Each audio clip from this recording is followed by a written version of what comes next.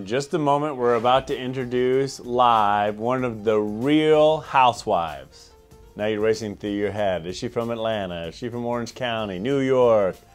Well, this one is from Beverly Hills, one of my favorite when I've caught her on there, full of drama. Kyle joins us, as well as Dr. Starr, who is medically trained at Harvard Medical School. And what has you so passionate about the eye, doctor? That's a great question. I think the eye, being an eye doctor, is there's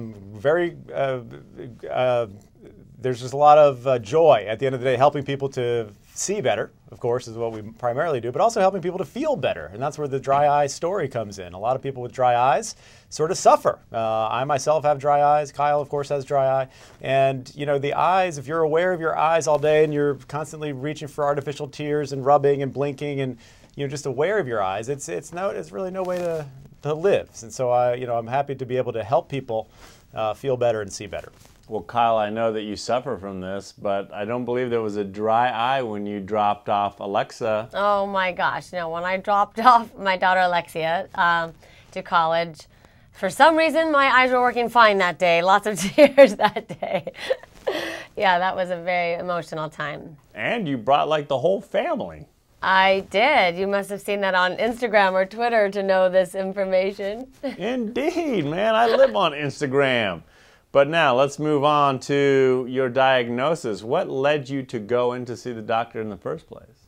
Well, I had just been, so uncomfortable for so long, and I didn't really know that it was, a disease or, so after being so dependent on the artificial tears, I finally went to my eye doctor because I was just incredibly uncomfortable. And everything I was doing to try to help, which I thought I was dehydrated, so I drink more water, nothing was helping. So I got to the point where I had to go see my eye doctor, and he diagnosed me with a chronic dry eye and prescribed Restasis.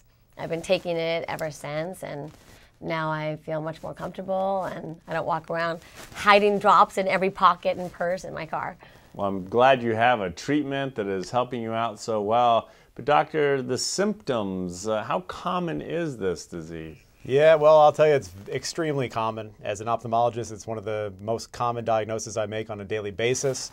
When you look at the numbers, well over 25 million Americans have dry eye disease and suffer from dry eye. So it's extremely common, more common than we previously thought. And a lot of your viewers are certainly probably watching this and saying, oh yeah, I kind of have that too. What do I do about it?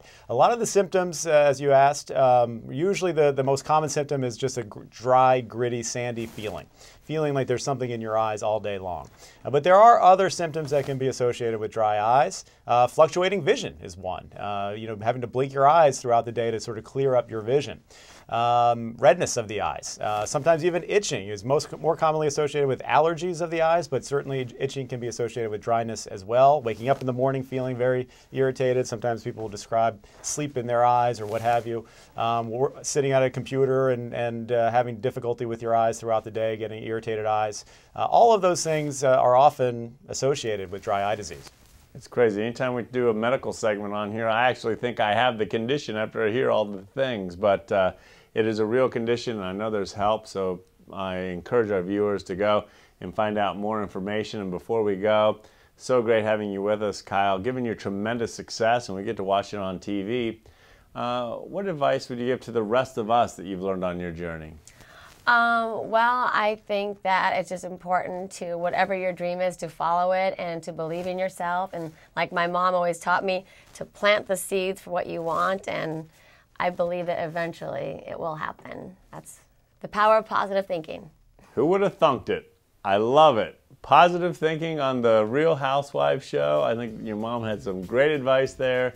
Thank you for sharing it with us. And Doctor, and of course Kyle, thank you for caring about our health. Thanks for joining us. Thank you so much.